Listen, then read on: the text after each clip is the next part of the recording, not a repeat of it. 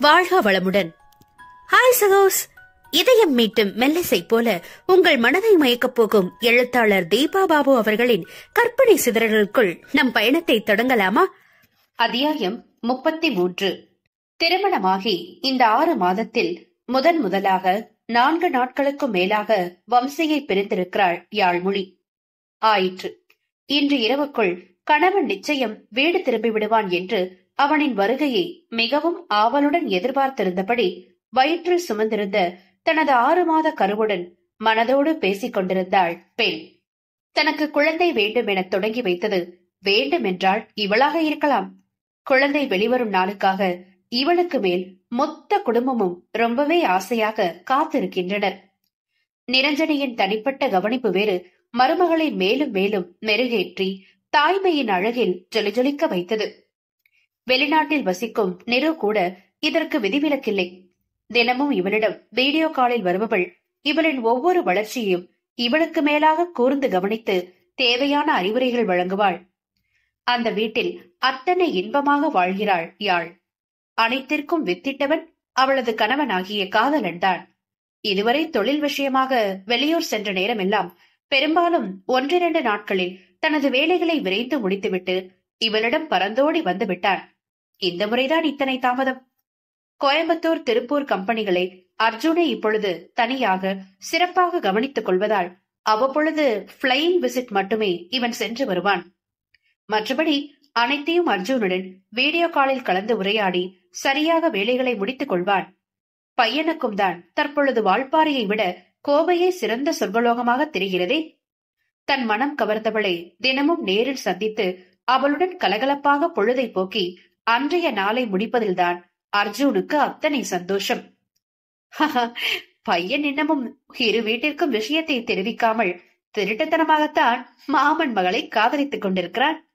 அமிர்தாவும் கிடைத்தது வாய்ப்பு என்று தன் மாமனை நன்றாக வைத்து செய்கிறாள். இதெல்லாம் ஒரு புறம் நடக்க யாழும் வம்சியிடம் சொல்லி இருந்தபடி +2 இறுதி தேர்விற்கு விண்ணப்பித்து அதை நல்லபடியாக எழுதியும் முடித்து நிச்சயம் தேர்வாகி விடுவோம் என்கிற நம்பிக்கையுடன் தேர்வு முடிவிற்காக காத்திருக்கிறாள். இடைப்பட்ட ஓய்வு நாட்களில் கணவனிடமிருந்து தொழில் நிர்வாகத்தையும் மெல்லமாக கற்று வருகிறாள் பெண். அவளுக்கென்றே தனியாக மடிக்கணினி ஒன்றை வாங்கி கொடுத்து கம்பெனியின் சில முக்கிய வேலைகளையும் அறிமுகப்படுத்தி வைத்து அதற்கான பொறுப்பையும் அவளிடம் ஒப்படைத்து விட்டான். வேகமாக தன்னவள் கற்றுக்கொள்வதை, தனக்கென்று ஒரு அடையாளத்தை அவள் மனம் தேடுவதை இவனுக்கு வெளிச்சம் போட்டு காட்ட மனைவியின் அதீத ஆர்வத்திற்கு பரிசளிப்பாய் அதை செய்துவிட்டான் கணவன். தற்பொழுது எதையும் முறையான அதிகாரம் கொடுத்து செயல்படுத்த முடியாது என்றாலும் வேலைகளை கற்றுக்கொள்ளட்டும் என்று இவனது மேற்பார்வையில் அனைத்தையும் வைத்துக் கொண்டான். அதே நேரம் குழந்தையை சுமந்திருக்கும் அவளது ஆரோக்கியத்தை கவனத்தில் கொண்டு அவ்வப்பொழுது பெண்ணின் ஆர்வக் கோளாறுக்கு தடை விதிப்பதிலும் தயக்கம் காட்ட மாட்டான் நாயகன். கோவையில் நேரம் மாலை 4 மணியை நெருங்கிக் கொண்டிருக்க சீக்கிரமாக தனது வேலைகளை முடித்துவிட்டு தன்னவரிடம் விரைந்தோடி செல்வதற்கு வம்சியும் ஆர்வமாக செயல்பட்டுக் கொண்டிருந்தான். இதோ அவ்வளவுதான், அவன் கலந்து கொள்ள வேண்டிய முக்கிய சந்திப்பு முடிந்து அவனும் அர்ஜுனும் அந்த 5 நட்சத்திர விடுதியிலிருந்து முகத்தில் வெற்றி புன்னகையை பூசியபடி வெளியே வந்தனர். லேட்டானாலும் இத்தனை நாள் பொறுமையா வெயிட் பண்ணதுக்கு டீலிங் சக்சஸ்ஃபுல்லா முடிஞ்சிச்சுடா. இனி இதுக்கான ஸ்டெப்ஸ நாளையில இருந்தே ஸ்டார்ட் பண்ணிடு. அப்பாவை ஹெல்ப்புக்கு வர சொல்லிருக்கேன். அண்ட் உனக்கு அசிஸ்டன்ட் ஒருத்தரை ரெக்ரூட் பண்ண சொல்லி GM கிட்ட சொல்லிருக்கு இல்லையா, அதை கரெக்டா ஃபாலோ பண்ணிக்கோ என்றவாறு அவனுக்கு அறிவுறுத்தி கொண்டே வந்து காரில் ஏறினான் வம்சி. நான் பாத்துக்கிறேன் பாஸ், இனி நீங்க நிம்மதியா இருங்க என்று புன்னகை புரிபவனின் சொற்களில் தன்னவளின் நினைவுகள் ஊற்றெடுக்க லேசாக பெருமூச்செறிந்தவன் பின் மெல்ல சிரித்து அவன் தோள் தட்டி வெரி குட் என பாராட்டினான். எல்லாம் ஓகேடா அர்ஜுன், பட் எப்பவும் யார்கிட்டையும் கான்பிடென்ஷியல் திங்ஸ் ஷேர் பண்றதுல மட்டும் நீ ரொம்பவே கவனமா இருக்கணும். தேவையில்லாத இடத்துல நம்ம கம்பெனி விஷயம் எங்கேயும் லீக் ஆகக்கூடாது. அதுல என்னைக்கும் கேர்ஃபுல்லா இருக்கணும், அதை மறந்துடாத நீ என்று தொழில் விஷயத்தில் அவன் எச்சரிக்கையாக இருக்க வேண்டியதன் அவசியத்தை திரும்பவும் எடுத்துரைத்தான் அவன். மிகவும் கவனமாக தனது முதலாளியின் சொற்களை உள்வாங்கியபடி சரி சரி என்று தலையாட்டியவாறு வந்தான் அர்ஜுன். வழியில் உலக புகழ் பெற்ற அந்த நகைக்கடையை கண்டதும் மனைவியின் பிரிவு துயருக்கு ஏதாவது பரிசளிக்க வேண்டும் என்கிற உந்துதல் வம்சிக்குள் தோன்ற காரை அங்கே நெருக்கடியான இடத்தில் பார்க்கிங்கில் நிறுத்தி எடுத்தாள். ஊருக்கு கிளம்புவதற்கு சற்று தாமதமாகும் என்று எதிர்புற சாலையிலேயே ஓரமாக நிறுத்தி அர்ஜுனையும் காரிலேயே காத்திருக்குமாறு பணித்துவிட்டு இவன் மட்டும் விறுவிறு என்று சாலையை கடந்து அந்த கடைக்குள் சென்றான். ஏற்கனவே மனைவி கருவுற்றதிலிருந்து அவளுக்கு ஒவ்வொரு வசதியாக செய்து கொடுத்திருந்தவன் ஃபுல் பாடி பில்லோ ஒன்றையும் யாழின் வயிறு லேசாக வெளியே தெரிய ஆரம்பித்தவுடனே வரவழைத்து அவளது நிம்மதியான ஆழ்ந்த உறக்கத்திற்கு வழி செய்து விட்டான். அதோடு இப்பொழுது இருவருமே படுக்கை அறையினுள் தான் தூங்குகின்றனர். இருவர் மட்டுமே படுக்கும் படுக்கை அவளுக்கு வசதிப்படாது என்று உள்ளே பெரிய கட்டிலுக்கு அழைத்து வந்து விட்டான். யாழுக்குதான் அதெல்லாம் பிடிப்பதில்லை. அவன் செய்து கொடுக்கும் வசதிகள் அனைத்தும் அவனிடமிருந்து அவளை தள்ளி வைக்கிறதே என்று ஒரு நேரம் கடுப்பாகி அவனிடம் சண்டையிட்டு விடுவாள். பிறகு அவளது தனி தலையணையில் இவனும் தலை சாய்த்து அவள் மீது கையை போட்டுக்கொண்டு முடிந்த அளவுக்கு அவளுக்கு பாதிப்பு இல்லாதவாறு நெருங்கி படுத்து சமாதானத்தில் இறங்குவான். சென்ற முறை கோவை வந்திருந்த பொழுது போட்டோ பிரேம் ஒன்று வாங்கி சென்றிருந்தான். இரு பிரிவு கொண்ட அந்த சட்டத்தில் ஒன்றில் மேடிட்ட வயிறுடன் யாழ்மொழி முன்னே நின்று முறுவளித்திருக்க, அவள் பின்னே நின்றிருந்து பெண்ணின் கழுத்தை வளைத்து ஒரு கரமும் பெண் அவளது வயிற்றில் அணைவாக மற்றொரு கரத்தையும் வைத்திருந்து வழக்கமான வசீகர புன்னகையை சிந்தியபடி புகைப்படத்தில் இருந்தான் வம்சி. மற்றொன்றில் தங்களது பிள்ளையின் கருவை ஸ்கேன் செய்து வந்திருந்த கலர் போட்டோ காப்பியை போட்டோ வைத்திருந்தான். இவர்களின் பெட்சைட் டேபிளில் அது இருக்க, இருவரும் தூங்கி விழுப்பது அந்த புகைப்படத்தில்தான். உறங்க செல்லும் முன் வயிற்று பிள்ளையுடன் பெற்றோராக தங்களது மகிழ்ச்சியை வெளிப்படுத்தி நேரடியாக உரையாடுவதிலும் அவர்கள் சளைக்கவில்லை. வம்சி எதிர்பார்த்து வந்திருந்த தேகத்திற்கு உறுத்தாத மெல்லிய தங்கச் சங்கிலியில் கோர்க்கப்பட்டிருந்த இதய வடிவ டாலரில் சுற்றிலும் பொடி வைர கற்கள் பதிக்கப்பட்டு நடுவில் அழகாக தங்கத்தில் ஆங்கில எழுத்துக்களால் சின்னதாக மாம் என்று பொறிக்கப்பட்டிருந்தது. அவன் மனதை வெகுவாக கவர்ந்தது அது. ஆசையுடன் அதை பேக் செய்து வாங்கி கொண்டவன் சாலையை கடக்கும் பொழுதுதான் அந்த விபரீதம் நடந்தது. வம்சி இருபுறமும் பார்த்துதான் சாலையை கடக்க முயன்றான். ஆனால் எங்கிருந்து திடீரென்று அந்த கருப்பு நிற ஸ்கார்பியோ தன் முன்னே வந்தது என்று புரியாமல் அவன் அதிர்ச்சியில் ஸ்தம்பித்து நின்றதெல்லாம் ஓரிரு நொடிகளே. சட்டென்று தன்னை சுதாரித்து விலகிக் கொள்ளும் முன்னே அவனை இடித்து தள்ளிவிட்டு புயல் வேகத்தில் அந்த இடத்தை விட்டு பறந்து சென்றிருந்தது வாகனம். கண்ணெதிரே நடந்துவிட்ட விபத்தில் ஸ்மரணையற்றவனாக திக்பிரமை பிடித்து அப்படியே அமர்ந்திருந்த அர்ஜுன் வம்சியை சுற்றிலும் மக்கள் கூட்டம் சூழ்ந்து மறைத்துக் கொள்ளவும் இமைகளை தட்டி விழித்து சார் என்று கத்தியபடி காரில் இருந்து இறங்கி அவனை நோக்கி வேகமாக ஓடினான். விலக்கேற்றும் வேலை நெருங்கவும், சரி பேபி வாங்க, நாம் போய் பாட்டுக்கிட்ட பேசிட்டு இருக்கலாம். அப்படியே டின்னரையும் முடிச்சிட்டோன்னா உங்க அப்பாவும் அதுக்குள்ள வந்துருவாரு. நம்மள இங்க தனியா விட்டுட்டு அவர் மட்டும் ஊருக்கு போயிட்டு வந்ததுக்கு ஏதாவது பனிஷ் பண்ணன்றா செல்லக்குட்டி? என்ன பண்ணலாம்? அம்மாவுக்கு ஐடியா கொடு பாப்போம் என்று வயிற்று பிள்ளையுடன் மெல்லிய குரலில் பேசியபடி கீழே இறங்கி வந்த யாழ்மொழி அங்கே சுகுமாரனை பார்த்ததும் சற்றே நிதானித்தாள். இவர் எங்க என முதலில் புருவம் சுருக்கி யோசித்தவள் அருகில் நின்றிருந்த நிரஞ்சனியின் அழுகை முகத்தையும் ஓய்ந்த தோற்றத்தையும் கண்டு மெலிதாக திடுக்கிட்டாள். இந்த மனிதர் என்ன சொல்லி இப்பொழுது அத்தையை அழ வைத்துக் கொண்டிருக்கிறார்? பாஸ் வேற ஊர்ல இல்லையே என்று சஞ்சலம் அடைந்தவள் நாம் தான் அவரை காக்க வேண்டும் என அவசரமாக தனது மாமியாரை நெருங்கினாள். விருந்தினரை வரவேற்கும் விதமாக அவரிடம் சின்னதாக தலையசைத்து முறுவளித்தவளிடம் அவர் மருந்துக்கும் எதிர்களை பிரிக்க முயலவில்லை. முகத்தில் ஒருவித அழுத்தம் இருக்க விழிகளில் பெரும் அலட்சியம் தெரிந்தது. ஒரு விஷயத்த நல்லா புரிஞ்சுக்கோ யாழ், நமக்கான மரியாதை நம்ம கையில தான் இருக்குது. இந்த மாதிரி சின்ன புத்தி இருக்கிறவங்க கிட்ட இருந்து அதை எதிர்பார்க்கிறதே சுத்த முட்டாள்தனம். அன்று தன் வீட்டினரை எண்ணி இவள் கவலைப்பட்ட பொழுது கணவன் சொன்ன வார்த்தைகள் காதில் எதிரொலித்ததில் தன்னால் ஒரு நிமிர்வு அவளுக்குள் தோன்றும் நேரம் பெண்ணின் இதழ்களிலும் சிறு ஏளன புன்னகை தோன்றி அவரை அசட்டையாக ஒதுக்கிவிட்டு நிரஞ்சனியிடம் பேச வைத்தது. என்ன சித்த, ஏன் அழறீங்க என விசாரித்தாள். மூத்த பெண்மணியோ மருமகளின் முகத்தை ஏறிட்டு பார்க்க முடியாமல் ஏதோ ஒரு வேதனையில் திணறியவர் சட்டென்று முகத்தை மூடிக்கொண்டு கதறி அழ ஆரம்பித்தார். அதை கண்டு பதறியவளின் இதய துடிப்பு கூடி போக நெற்றியில் முத்து முத்தாக வியர்வை அரும்ப துவங்கியது. அத பிளீஸ் என்னன்னு சொல்லுங்க, எனக்கு பயமா இருக்கு என்றாள் உள்ளூர பிறக்கும் கலக்கத்துடன். வேகமாக கண்களை துடைத்துக் கொண்டவர், ஒன்னும் இல்லடா, நீ ரூம்க்கு போ, நான் அண்ணா கிட்ட பேசிட்டு வரேன் என்று மீண்டும் கசையும் வெள்ளி நூறுடன் அவளை அங்கிருந்து அகற்ற முயன்றார். நெஞ்சை எதுவோ ஒன்று பிசைய, இல்ல எது கலறீங்க, அத சொல்லுங்க நீங்க என்று வேகமாக அவரின் கரம் பற்றி கொண்டாள்.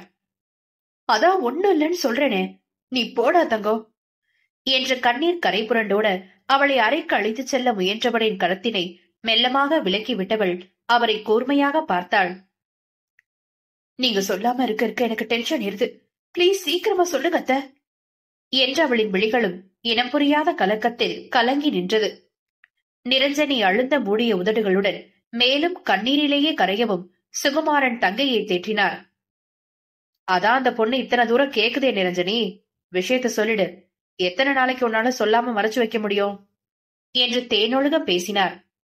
என்னட்ட மறைக்கிறீங்க என்று வேகமாக மாமியாரின் தோள் பற்றி கலவரமாக வினவினாள் அவள்.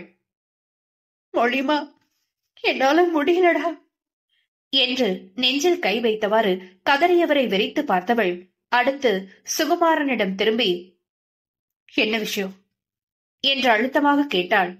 அவளின் அதிகாரத்தில் கொந்தளித்தவர் சட்டென்று அமைதியாகி, கொஞ்ச நேரத்துக்கு முன்னாடி கோயம்புத்தூர்ல வம்சிக்கு ஆக்சிடென்ட் ஆகி ஹாஸ்பிட்டல்ல சீரியஸா இருக்கான் என்று முகத்தில் சோகத்துடனும் பார்வையில் வன்மத்துடனும் கூறியவரை புரியாமல் பார்த்தாள் பெண். வம்சியின் யாழ்மா என்று காதலில் கசிந்து உருகும் குரல் காதில் எதிரொலிக்க தேகம் ஒருமுறை முழுவதுமாக சிலிர்த்து நடுக்கம் கொண்டது அவளுக்கு. கை கால்கள் சில்லிட ஸ்தம்பித்து நின்றவளின் கண்ணம் தொட்டு, இல்லடாமா ஒண்ணும் இல்ல, வம்சி நம்மளெல்லாம் அப்படி ஏமாத்திர மாட்டான், அவனுக்கு ஒண்ணும் ஆகாது, ஹாஸ்பிட்டல்ல தான் ஏதாவது ட்ரீட்மெண்ட் எடுத்துட்டு இருப்பான், சீக்கிரமா நம்ம கிட்ட ஓடி வந்துருவான் பாரு என்றவளை ஆறுதல் வார்த்தைகளில் தேற்ற முயன்றார் நிரஞ்சனி. மெதுவாக அவரின் கையை எடுத்து தனது கைகளுக்குள் அழுந்த பற்றி கொண்டவள், ஆமா அவருக்கு ஒண்ணும் ஆகாது என உறுதியுடன் மெல்ல முணுமுணுத்தபடி சட்டே நெற்றியை சுருக்கிவிட்டு, உங்களுக்கு எப்படி தெரியும் என்று சுகுமாரனிடம் விசாரித்தாள். என் ஃப்ரெண்டு ஒருத்தன் அந்த சமயத்துல அங்க இருந்தவன் தான் எனக்கு போன் பண்ணி சொன்னான். அதான் நிரஞ்சனிக்கு தகவல் தெரிஞ்சதா, தனியா அவ என்ன பண்ணுவா பாவம்னு உதவிக்கு ஓடி வந்தேன். அவரின் பேச்சில் நம்பிக்கையற்று வேகமாக தனது அலைபேசியை எடுத்து வம்சியை தொடர்பு கொள்ள முயன்றாள் யாழ்மொழி. ஆனால் இணைப்பு கிடைக்கவில்லை. எங்கவும் இதயம் படபடவென்று அடித்துக் கொண்டது. என்னமா என்று நிரஞ்சனி தோள் தொடவும், இல்ல அவர் நம்பருக்கு ட்ரை பண்ண என்றவளிடம், ஆக்சிடென்ட்ல மொபைல் சுக்குநூறா போயிடுச்சு என்றார் சுகுமாரன் வருத்தமாக. நிரஞ்சனி மறுபடியும் ஓவென்று அழுகையை தொடங்க அவரின் அண்ணனை கடுப்புடன் பார்த்துவிட்டு மனம் தளராமல் அடுத்த அர்ஜுனின் எண்ணிற்கு அழைத்தாள் யாழ்மொழி. அவனுடையது அழைப்பு சென்றாலும் உடனே அவன் அதை நிராகரித்ததில் நெஞ்சோரம் சுரீர் என்று ஒரு வலி கிளம்பியது. என்ன நிரஞ்சனி, நம்ம கோயம்புத்தூர் போலாமா என்று தங்கையை கேட்டார் சுகுமாரன். வேகமாக தன் அழுகையை அடக்கி, கிளம்பலாண்ணா என்றவர் மருமகளிடம் திரும்பி, நாங்க போயிட்டு உனக்கு போன் பண்ற மொழிமா என ஆதரவாக அவள் கரத்தினை அழித்துவிட்டு நகர அவரை அவசரமாக தடுத்து நிறுத்தினாள் யாழ். நானும் வரேன் என்க அவளை திகைப்புடன் பார்த்துவிட்டு, இல்லடாமா இந்த மாதிரி நிலைமையில அதுவும் இருட்டுற வேளையில நீ வர வேணாண்டா, நான் பாத்துக்கிறேன், அதான் அண்ணா கூட வராங்களே, நீ தைரியமா இரு, ஹாஸ்பிட்டல் போயிட்டு வம்சைய நான் பேச சொல்றேன் என்றார். மருமகளிடம் வெளிப்பட்ட தன்னம்பிக்கையில் இவருக்கும் சிறிது நம்பிக்கையும் துணிவும் வந்திருந்தது. அதோடு தன் பொறுப்பில் இருப்பவளை இவர்தானே சரியாக பார்த்து கொள்ள வேண்டும் என்கிற எண்ணம் அவருக்குள் வலுவாக இருந்ததும் ஒரு காரணம். இல்லத்த, எப்படியும் ட்ரீட்மெண்ட்டுக்குன்னு முன்ன பின்ன அவர் ஹாஸ்பிட்டல்ல 2-3 நாள் இருக்க வேண்டி இருந்ததுன்னா நான் அத்தனை நாள் அவரை பார்க்காம இருக்க முடியாது. அதுவும் இல்லாம என்னால இங்க தனியா நிம்மதியா இருக்க முடியும்னு தோணல. பிளீஸ் அத்த, பேபியும் நானும் ஹெல்த்தியா தான் இருக்கோம். போன வாரம் தானே நாங்க செக்அப் போயிட்டு வந்தோம். அப்ப டாக்டர் எங்களோட growth ரொம்ப நல்லா இருக்குன்னு சொன்னாரு. அதனாலதான் உங்க பையனும் நிம்மதியா என்ன 4 நாள் இங்க தனியா விட்டுட்டு அவர் வேலையை பார்க்க போனாரு. நாம கிளம்பலாம், கொஞ்சம் ஸ்லோ டிரைவ் பண்ணினா ஒன்னும் பிரச்சனை இல்ல என்று அவர் கைகளை பற்றி கொண்டு கெஞ்சினாள். அதுக்குல்ல மொழி, சாதாரணமா இந்த மாதிரி பிளைன்ஸ் மாதிரி ஊருனா கூட நீ டிராவல் பண்றது பிரச்சனை இல்ல. இது ஹில் ஸ்டேஷன்மா, அதுவும் 40 ஹேர்பின் பென்ஸ் வேற இருக்கு. எனக்கு என்னவோ இது சரி வரும்னு தோணலடா என்று மறுத்தார் நிரஞ்சனி. அத்த, நான் நல்லா வசதியா வயிற்றுக்கும் முதுகுக்கும் என் பெரிய தலகாணிய அணைவா கொடுத்து உட்கார்ந்துக்கிறேன். அதுல ஒண்ணும் பெருசா அதிர்வு தெரியாது. சேஃபா டிராவல் பண்ணலாம். தன்னை விடாமல் வற்புறுத்தும் மருமகளை சமாளிக்க முடியாமல் திரும்பி அண்ணனை கேள்வியாக பார்த்தார் அவர். சரி வரட்டும், இங்க தனியா பக்கு பக்குன்னு பயந்துட்டு உட்கார்ந்துட்டு இருக்கிறதுக்கு போற வழியில ஒருத்தருக்கு ஒருத்தர் பேச்சு துணையாவும் இருக்கும். இந்த பொண்ணு சொல்ற மாதிரி வம்சி பொழைச்சுட்டானா போதும் நமக்கு. சுகுமாரனின் பேச்சில் லேசாக கடுப்பு கிளம்பியது யாழுக்கு. எனக்கு பேர் இல்ல, அதென்ன அலட்சியமா பொண்ணு பொண்ணுன்னு தலையில் அடிச்ச மாதிரி சொல்றது என் அதிருப்தியுடன் முகத்தை சுளித்துக் கொண்டாள். சரியத்த, நான் போய் டிரைவரை வண்டி எடுக்க சொல்றேன் என்று வாசலுக்கு நகர அவளை வேகமாக தடுத்தார் நிரஞ்சனி. ஏமா, அண்ணா என்ன அழைச்சிட்டு போகதான் இங்க கிளம்பி வந்திருக்காரு. நாம அவர் கூடவே போகலாம். நம்ம ஆளுங்கன்னு கூட இருந்தா நமக்கு கொஞ்சம் தெம்பா இருக்கும். இருக்கட்டும் அத்த, நாம டிரைவர் கூடவே போலாம் என்று அவரிடம் ஆட்சேபம் தெரிவித்தாள் யாழ். நிரஞ்சனி சொல்வதறியாது தடுமாற, சரி பாரு நிரஞ்சனி, என்ன மதிச்சு இவ்வளவு தூரம் நீ பேசினதே ரொம்ப சந்தோஷம். நான் கிளம்புறேன். கோயம்புத்தூர் தான் போறேன். உறவுக்குள்ள முன்ன பின்ன இருந்தாலும் என்னால அப்படியே விட்டுட முடியாது என்று வாசல் பக்கம் திரும்பினார் சுகுமாரன். பதறி போன தங்கையோ வேகமாக மருமகளிடம் திரும்பி, மொழி, நீ போய் உனக்கு வேணுங்கிறத எடுத்துட்டு வா. இன்னும் 10 நிமிஷத்துல அண்ணா கூட நம்ம ஊருக்கு கிளம்புறோம் என்றார் உத்தரவாக. இதுவரை ஒரு சொல் தன்னை அதட்டி பேசியிராதவரின் இந்த கட்டளையில் பெண்ணின் முகம் அப்படியே வாடி போனது. அந்நேரம் அந்த வீட்டில் அவள் தனிமையில் இருப்பது போன்ற ஒரு உணர்வு உள்ளுக்குள் சோர்வாக எழ தன்னவனின் அரவணைப்புக்காக மங்கையின் உள்ளம் வெகுவாக ஏங்கியது. ஆனால் தற்பொழுது அவன் இருக்கும் நிலைமை சட்டென்று மூளையில் உரைக்கவும் இது மனக்கசப்புகளை உருவாக்கிக் கொள்ளும் நேரமில்லை. முதலில் நான் அங்கே நேரில் சென்று என்னவனின் நலம் காண வேண்டும் என்று தன்னை சமாளித்துக் கொண்டு மெதுவாக தனது அறை நோக்கி மாடிப்படிகளில் ஏறினாள். மருமகளின் முகம் சுருக்கி போனதில் நிரஞ்சனிக்கும் வருத்தம்தான் என்றாலும் இந்த புறம் அண்ணனின் உறவு ஏற்கனவே மகனது திருமணத்தில் நடந்த குளறுபடிகளால் ரொம்பவே சிக்கலாகி போய் இருக்க இந்நிலையில் மேலும் மேலும் அவருடன் மனஸ்தாபத்தை அதிகரித்துக் கொள்ள வேண்டாம் என்றுதான் இந்த முடிவிற்கு வந்திருந்தார் அவர். தன்னவனை உடனடியாக காண வேண்டிய அவசியத்தில் இருந்த பெண்ணவளும் தன் உடல்நிலைக்கு தேவையான பாதுகாப்பு உபகரணங்களை எல்லாம் சுகுமாரனது காரில் எடுத்து வைத்துக் கொண்டு தனது மாமியாருடன் அந்த மலை பிரதேச பயணத்திற்கு தயாரானாள். நட்புகள் எல்லாரும் நம்ம சேனலை மறக்காம சப்ஸ்கிரைப் பண்ணுங்க. கதையை கேளுங்க, லைக் பண்ணுங்க, கமெண்ட் பண்ணுங்க, பிடிச்சவங்க ஷேர் பண்ணுங்க. நன்றி.